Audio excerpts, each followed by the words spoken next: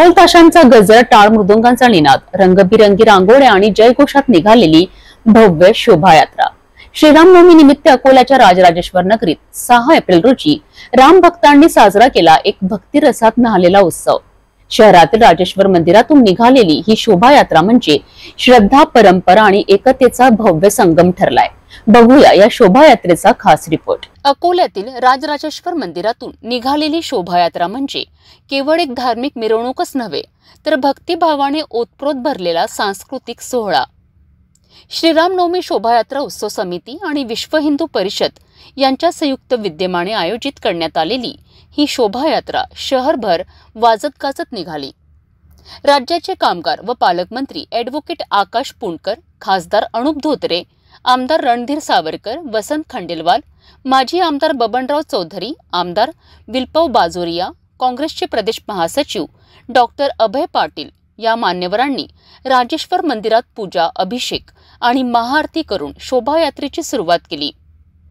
शहरभर जय श्रीरामाच्या गजरात 25 भव्य आकर्षक चित्ररथ, शेकडो दिंड्या आणि महापुरुषांच्या वेशभूषेतले चिमुकले बालराम हे या शोभायात्रेचं विशेष आकर्षण ठरले।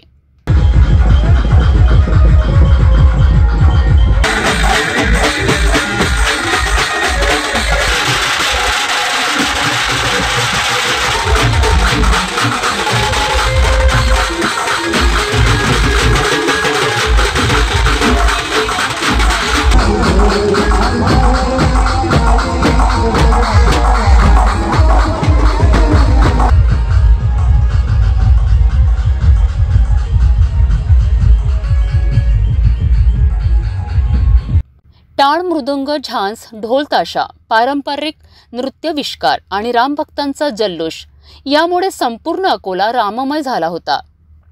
राष्ट्रीय स्वयंसेवक संघाचे विभाग संचालक नरेंद्र देशपांडे, माजी महापौर विजय अग्रवाल, मदन भरगड, भाजप जिल्हाध्यक्ष किशोर मांगटे पाटील, रामेश्वर पुणकर आणि रामनवमी शोभायात्रा समितीचे सर्व पदाधिकारी देखील उपस्थित होते।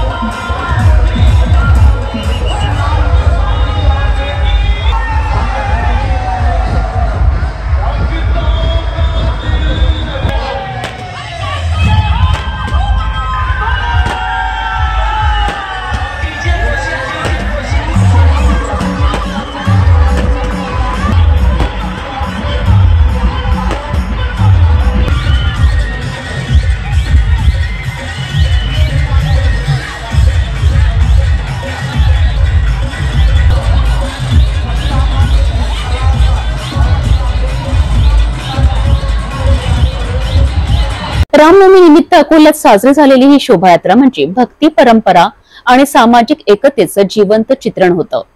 राम भक्तांच्या उत्साहात न्हालेलं अकोला हे दृश्य पाहणं म्हणजेच एक आध्यात्मिक अनुभव होतं।